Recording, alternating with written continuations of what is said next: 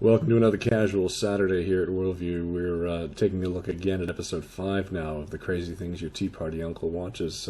The funny thing is that most of these clips come from the left-wing media over at MSNBC, but they do show a number of the town hall meetings of Republicans right now. So you want to grab that barf bag and keep it close by, because this is really going to be an interesting ride. In just an hour, Republican U.S. Congressman Patrick McHenry starts a town hall meeting in Swannanoa. Now, some want to ask why Republicans want to repeal Obamacare. Story about your son Mike, who passed away from colon cancer, and you feel that if Obamacare had been passed earlier and that Republicans had not tried to stonewall it, your son might have survived. So maybe just tell us a little bit about why you feel that way. Well, my son had a pre-existing condition, a birth defect. And without that birth defect, he probably would have been able to get insurance.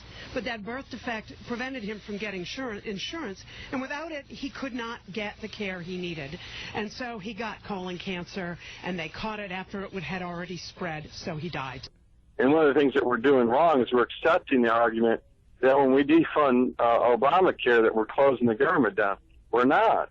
In fact, we're saving the nation's futures by not funding it.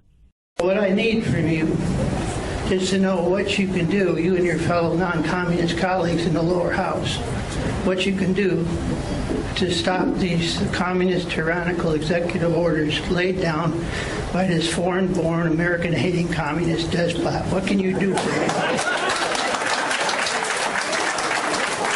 We need to know. So, thank you for your question. He said it loud enough that you all heard it. Look, I can't emphasize the oversight part of my job enough. Republican Congresswoman Martha Roby smiled and laughed at a voter describing the president as a, quote, foreign-born, America-hating communist. Where's the political courage? There were other stories that were shared as well also, right? Yes, there were several. We had someone who had breast cancer and was unable to get insurance. We had a man who had a vascular brain condition that needed surgery, that he almost died before he was able to get the surgery because he didn't have insurance.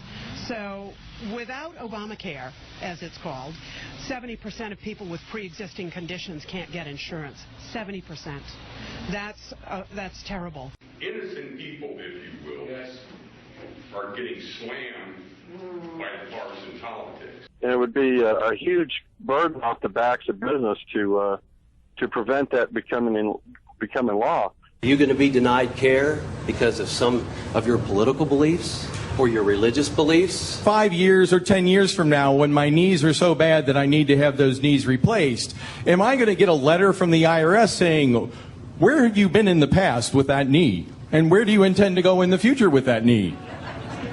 Do you ever intend to use that knee to kneel down in a church? But we're, as Republicans, we get out a calculator real quick and show us that the bill doesn't cost X, Y, Z, and then the Democrats will bring out somebody in a wheelchair, and we lose the argument on visuals. Agencies like IRS are just following Barack Obama's lead.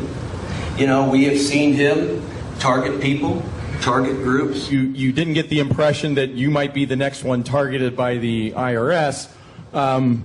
We have this thing called national health care, Obamacare. You may have heard of it.